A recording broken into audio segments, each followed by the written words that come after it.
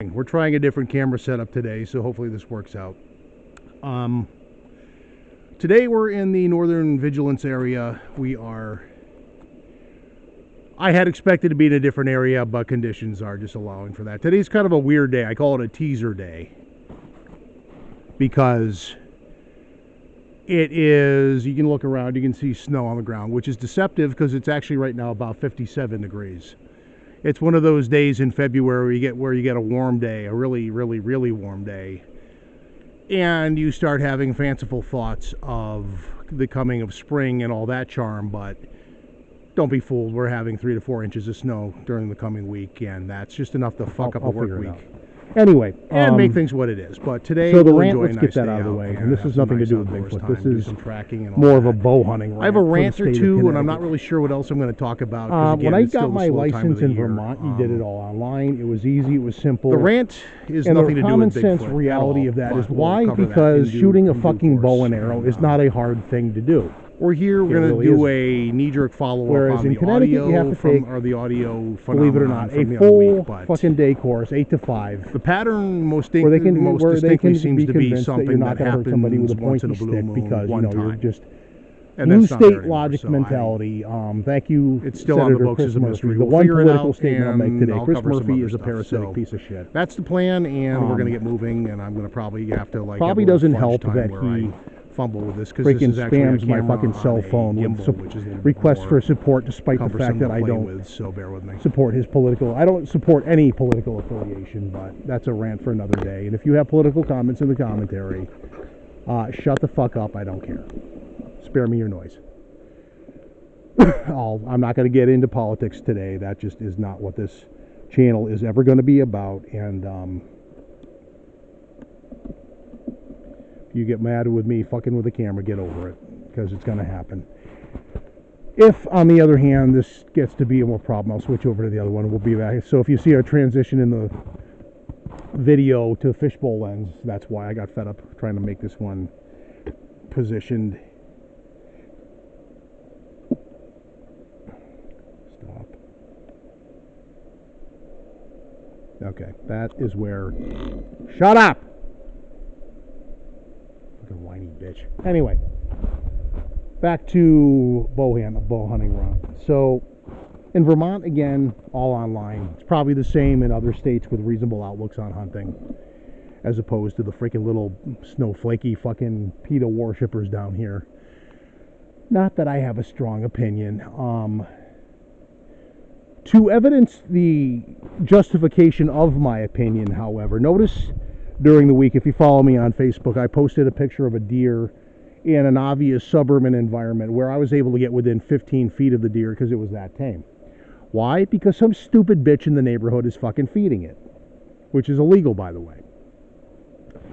But because people have an anti-hunting mentality and they don't believe in the proper sustaining model for a forest model out here, because, you know, wokety woke bullshit. We have an overpopulation of deer. We have an expanding population of black bears. When I was growing up in my neighborhood, which is smack dab in the middle of the suburbs, we never had a neighborhood bear before. We do now.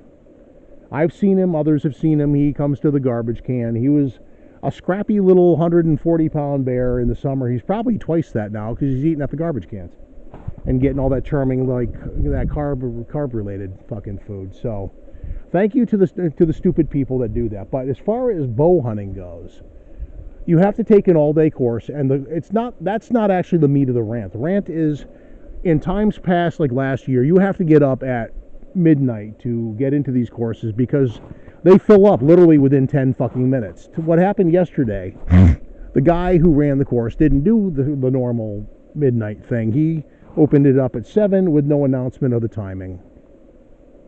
I lost a half an hour sleep at midnight only to discover he wasn't going to do it then. What the I may go to the other camera. This is proving to be too high maintenance.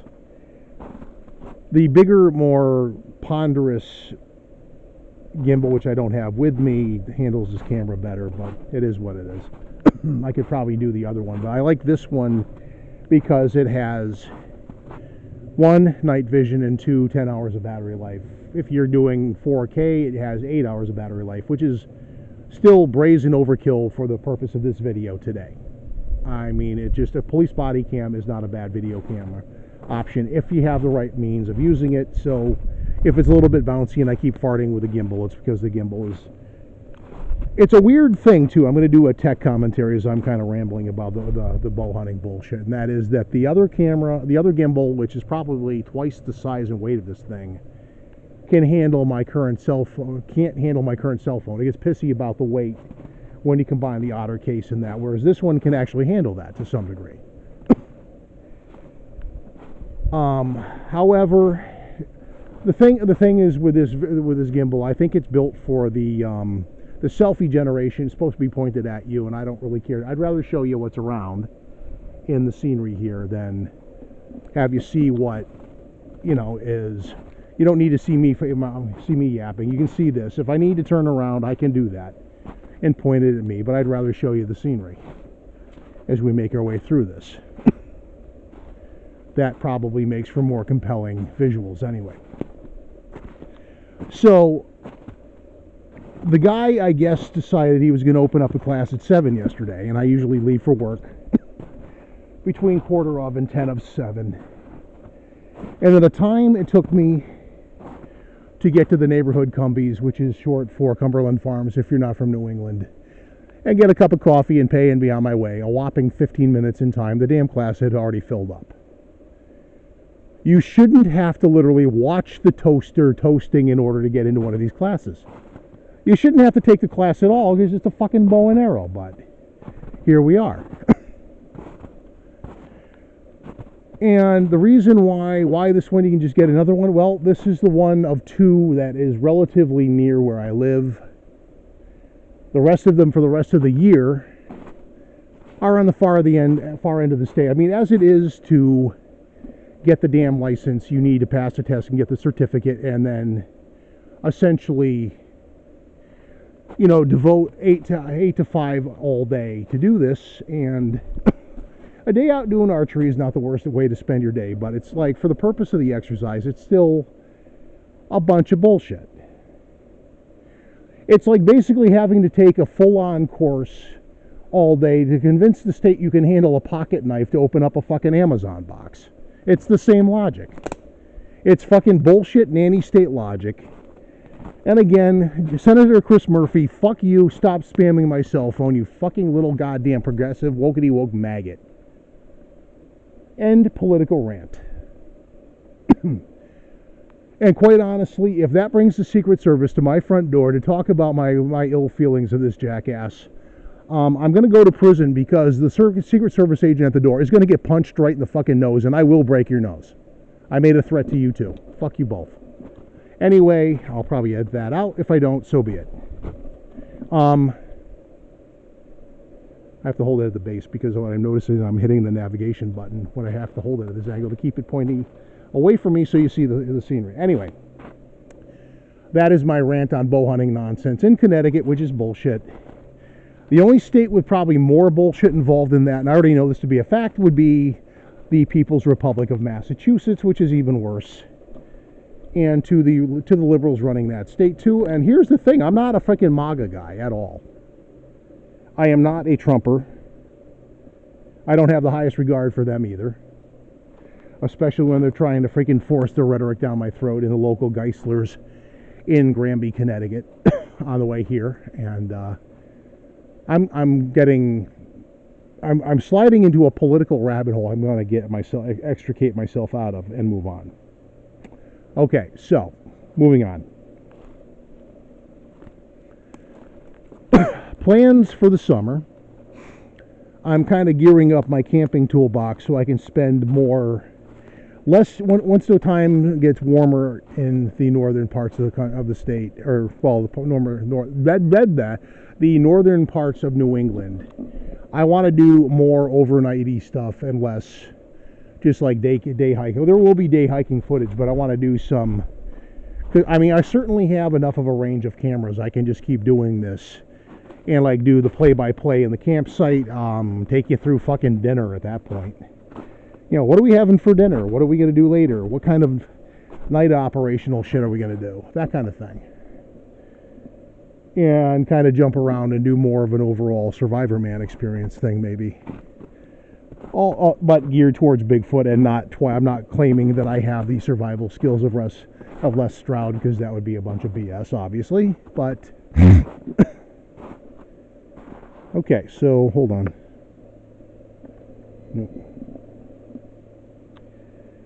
This interesting track right here was just encountered. It gets warm like today, and I just realized that my bear mace is in the car in the trunk. See these? Should I run into a bear today? That looks to be a small friendly bear, because I don't have my bear mace with me, just to kind of point that out. So, and the camera's being to kind of reinforce the right there. That's better. But the spelling of the myth that bears hibernate all winter. Hopefully I don't, but if I do, and the reason I say that is those were bear tracks. But the guy, it's a smaller guy. Because what I noticed the last time was I found them there before. They might be the same tracks from then, but they're not those of a very big bear. So, given that he's out here and you're not exactly in the heart of the suburbs in this neck of the woods, basically, if you go back behind me about a mile and a half, there's one house in this whole area, because you're in a confluence of about 3 state forests, 2 in Connecticut, 1 in Massachusetts. The overly signed one with a, believe it or not, you have a unpaved trailhead in their neck of the woods, a paved walking trail and signs everywhere in a forest, because Massachusetts. Which is what makes my neighboring group to the north amuse me often, because they quite honestly are like, there's Bigfoot everywhere. No, there isn't. Huh? No, there isn't. There's a lot of folklore, and that's another thing I was thinking about doing in the near future is, if you're out here on a day like today, I do actually have a sightings database that last I knew had 171, I think, sighting reports on there, and I'm in the process of resurrecting that website and modernizing it a little bit. To that end, I'm also going to probably publish a book, the NESN, the Northeastern Sasquatch Investigative Network case files, into a book of sighting reports, which cover efforts by first the people of NESRA and associated research groups, as well as NESN after the fact, for since probably 2004 through the present day. So that's like 20 years of coverage in the Northeast. When I say Northeast, I'm not just saying New England. I mean New England, New York, Eastern Canada, and New Jersey have been covered. We did get reports from other. We have one from the Yukon, believe it or not, even though we're Northeastern. But they sent us a report, so hey, we'll take it. You know. I have to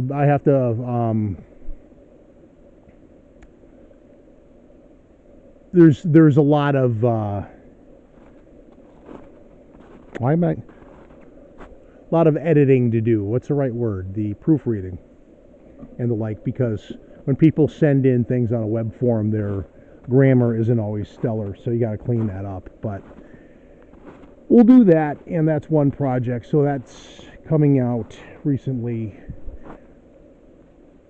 To not be all Bigfoot this entire thing along that right. I have been on a writing kick this last year, where I'm currently on the 7th edition of a science fiction novel series that I've been working on. So I should probably start pushing that on Facebook a little bit more. Maybe I will. And my first foray into writing fiction, but I'm also working on a constructed language primer book too, which is, if you don't know what a constructed language is, if you've ever heard of Esperanto, that's probably the flagship one that was built. It's basically built on the model of European Romance languages, but supposedly easier to learn than like French or Spanish or Italian. This is my own attempt at that, and other people have done it too. It's a whole nerdy linguistic hobby thing I do. Others do. If you're interested, you can Google it online to get more of an idea of what the folks do, and learn about weird things like Everything probably that you hated in English class, and you get to learn what a diphthong is. I'm going to let you Google that. I'm not going to tell you what it is. I'm going to want you to get curious and go Google it for yourself. Anyway, so we've been on the camera for like, what, 10 minutes? We've covered bow hunting sucks and Chris Murphy sucks. There's the bear track again. Actually, it's more canine. That could be a massively distorted melt and refreeze version of a coy wolf, which we're kind of tracking a coyote right now. I show you the tracks, but they're so friggin' distorted, it's not worth it. So that's my other thing. I have low expectations for tracking today because it's been so much melt recently that the distortion level is probably going to be problematic. So in the class, the forestry class, I like to give an update on that since I've been out here. Last week we finished up on forest ecology, I'm just going to call it, which was soil and the trees relating to the soil and the stream and the water and how to prevent forest fires or fight forest fires, which, if you ever get a chance to read about, actually the methodology they use for that is rather fascinating. It is an interesting read. Interestingly, the Northeast is one of the more forest fire resistant areas for a number of reasons. A lot of so if you see this, I'll point out by example. Beaver Pond, through the crack way over there, you have reeds meadow, semi meadow, but also wetland. The one over there we're kind of making our way gradually towards, same thing. And shit like that just doesn't burn good. So I guess that's I can't remember a time I've been out in the woods where you've actually had like an active forest fire that doesn't.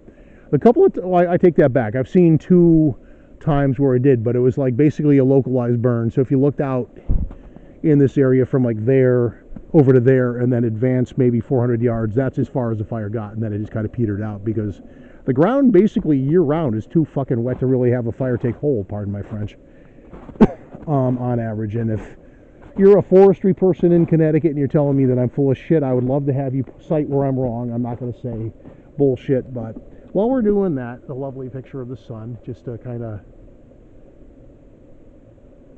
help me get more of a... The other camera and the gimbal have a setting where it holds still better. This one's more...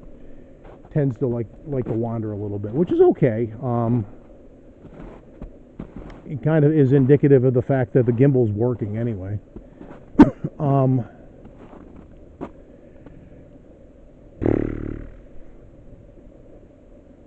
As long as I'm whining about petty stupid stuff, the other thing too, my dash cam for the car. The old car had the dash cam fixed to that. There's like a little base station that has the power in it, and the adhesive to that worked better than it should have because I ripped off the back of the plastic on that when I removed it and tried to transplant on the new one. So I tried that today with 2-sided tape and it didn't work. I will have to rethink that. I have some engineering challenges coming up. Some hobby stuff too. I'm also in the process of building. This may or may not be Bigfoot related because it's something I could probably take into the woods with the right software and like an infrasound detector, which is one of my goals for it. I am going to, because on my phone right now I have what's called Redvox. It's a infrasound recording, and if I did hear the audio, I would probably not be talking to you on the camera. I would be running that on the phone in addition to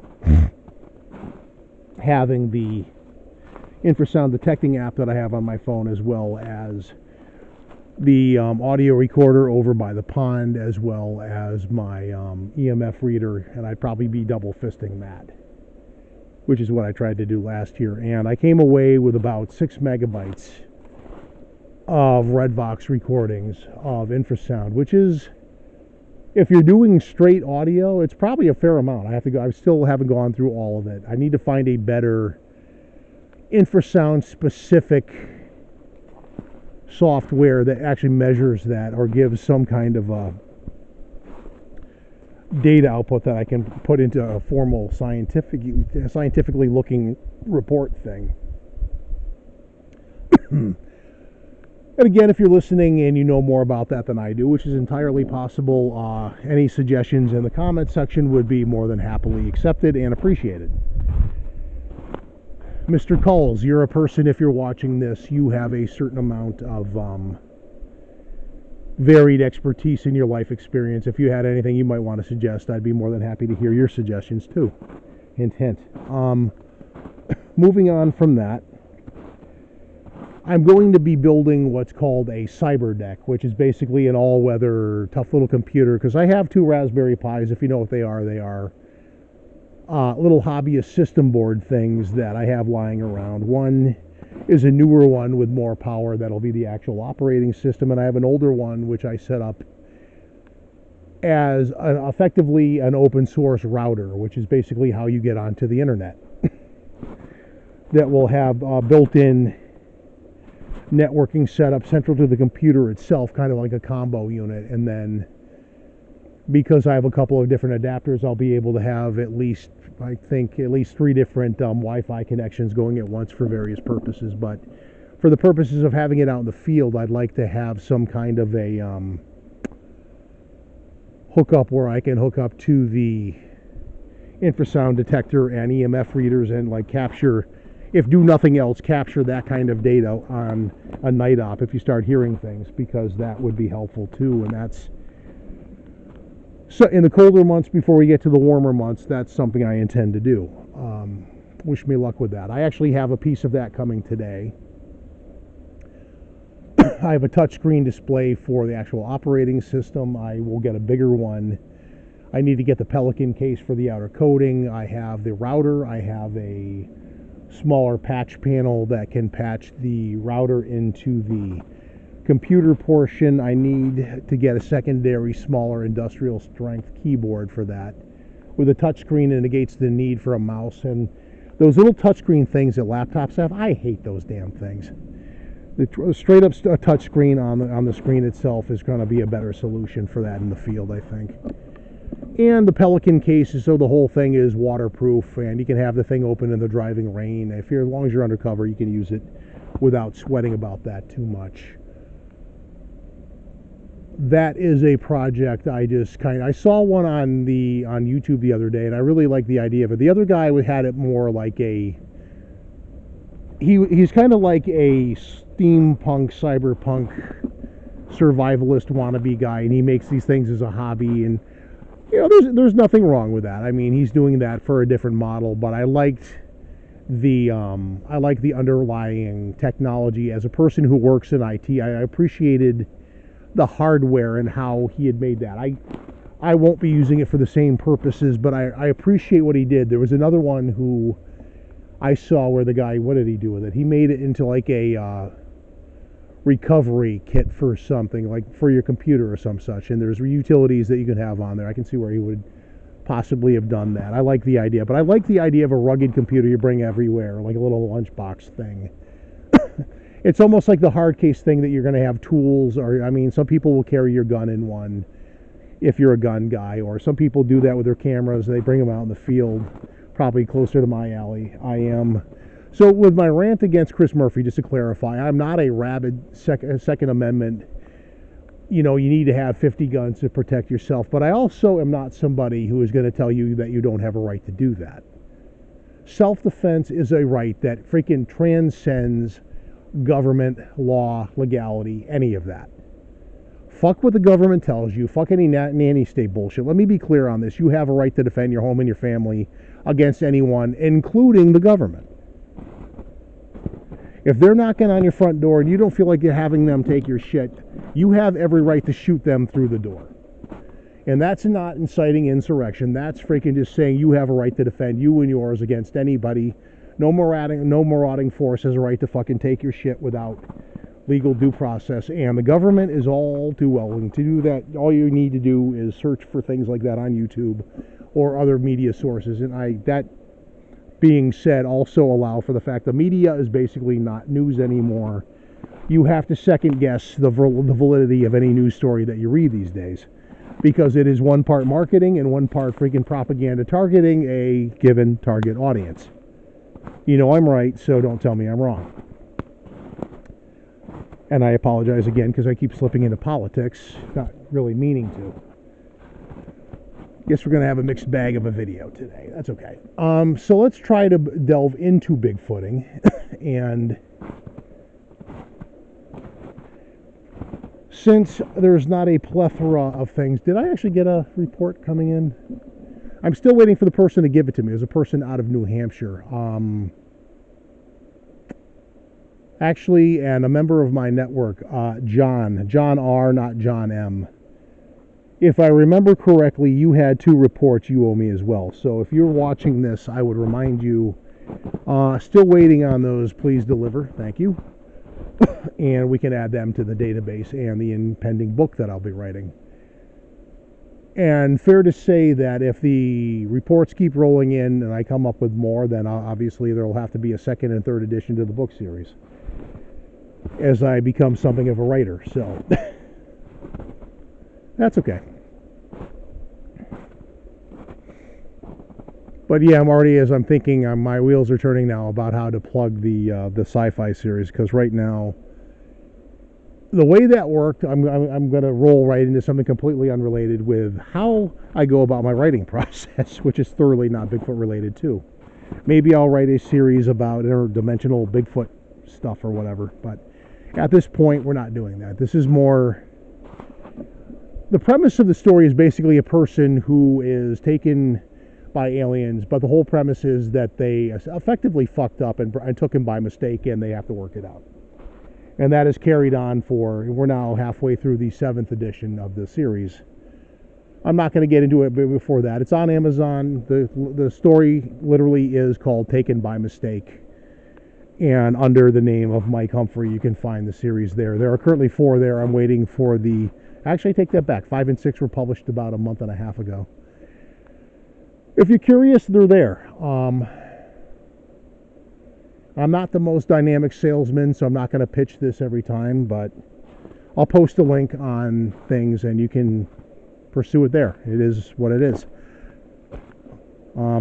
It's a story. The way I go about writing it is the story continues until I feel like it's run its course, and it hasn't run its course. And every time I think it might be close to the end, I tend to figure out a way to evolve the story to the next chapter. So here we are. I'm deciding whether I want to take a segment break or continue, because we're heading over.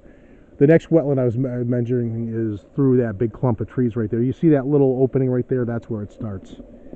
I'm going to see if I can get a window where I can get the drone in the air, because today is one of those rare days when it's, first of all, fairly clear skies and literally no wind right now. So it's a perfect day to get it up and do some aerial shots and have a look around that way. But also,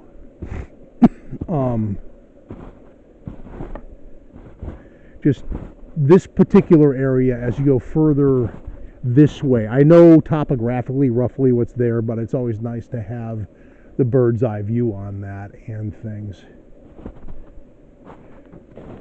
So what did we cover? We covered the cyber deck. We covered the writing thing. As far as the constructed language goes, if you're curious, every now and then on Facebook you'll see me write a weird quote in what seems to be like alien gibberish. That's actually an example of the language known as Hlawan.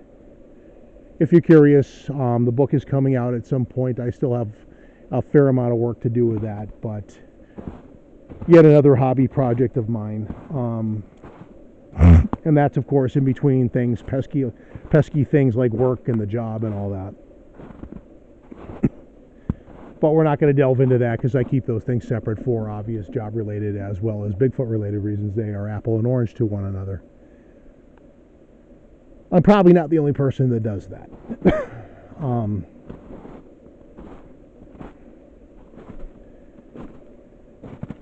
If we're going to do any further commentary on things like that, like, so why do you do Bigfoot versus like UFOs and ghosts and the thing? Because some people do all three, and the reason is,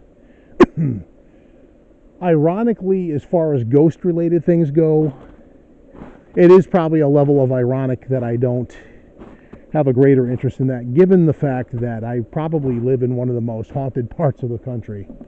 Connecticut has no shortage of hauntings, and then again, arguably any New England state has no shy amount of ghost-related folklore stuff. And the reason why is I don't see the point in just going into somebody's living room and pretending to see orbs and things like that. I need to know the history of the thing. So if you actually do have a ghostly interaction, and for the record, I actually have had one or two probable ghostly interactions, but I don't know the history, therefore that's where I leave it. If I knew the history of something, I would probably pursue it more. My better half, when we were staying at an inn in October, she actually had a ghostly interaction in our room in the inn, and she's a hard non-believer in that stuff, but she was very adamant. I saw that. And if you are in an inn in Vermont, quite honestly, you are probably facing a building that's been standing since the Revolutionary War. So, I mean, where else are you going to find ghostly stuff going on? The perfect example for that. But, and the reason I kind of have a aversion to UFO related stuff, just to be covering this, the new agey bullshitters have basically taken over the subject and made it just painful. And you have all these people, I mean, the people that claim their abductions, as I try to identify a bird off in the distance, I had a situation that could be taken as either a ghostly situation years ago or alien visitation. What it quite likely was a case of sleep paralysis, which is, there are phenomenon that are known to be like real scientifically validated things that account for the symptoms of what people take as, you know, the shadowy alien coming into the room through the wall and taking you off for your probing session and then dumping you back. I have not had that happen, so I can't really relate to that. I hope I never do, but I have never seen that. Nor have I ever seen a dog man, a moth man, or an owl man, or God forbid, a goat man. And I'm good. Not seeing any of those. So that being said, it might be time for a segment break because I'm running out of things to ramble about. I'm going to go over there and see if I can find me a good launch spot for the drone. So that being said, there's about to be an awkward silence. Should I not edit this to a decent degree where I have to turn off the camera, and that's going to take a second, but in the meantime I have to turn the gimbal off because if I don't, it gets whiny about being manipulated while it's on because of all the little gyro motors and things in it. So at this point I will probably have to edit the last 5 minutes of this segment when I go into the next one, but here we are and we'll be back in a bit.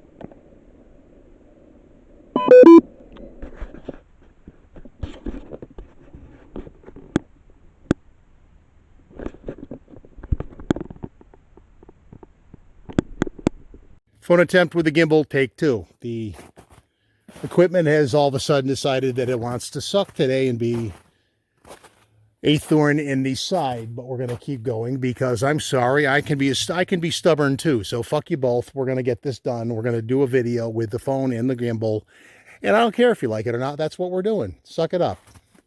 Okay, so the drone. Repetitive if I keep the other one, but I had the thing collapse on me in the course of walking through the woods. No fucking extraneous information or activity, but yeah, so the drone, the software has a glitch. I'm guessing since it has been forever and a day since I've updated it, it may need an update, so I'll go out to the DJI site and see if there's an update on that one, and second guess the Mini too, since I haven't had that up in forever and a day. And we will see that because the app was just resetting itself the entire time. Not sure what's going on with that. I will. Thing is, I've had the drone up in recent days, so I'm kind of not sure what the issue is. I'll have to, because Lord knows I have nothing better to do on my weekends than troubleshoot fucking shit when I have other things to do, and I have my phone out over an open stream, but we didn't fall in. So there's that to look forward to. But you know what I mean? I do IT during the week. I just don't really need to have to troubleshoot stuff. This is like when I used to have the the Kodi streamer on my TV, and the TV was being a little bit of a little turd. I didn't really feel like... Are you going to behave now? I guess I didn't have it locked in place before. That is my bad. But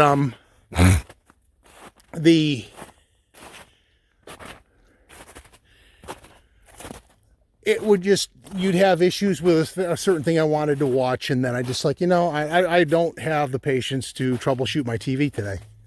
I have other things to do, so I just put on a movie. So, always have a plan B. I may try the drone one more time at the reservoir where it's not going to be out over water, and if I had it out where I was going to put it today, it would have been over water.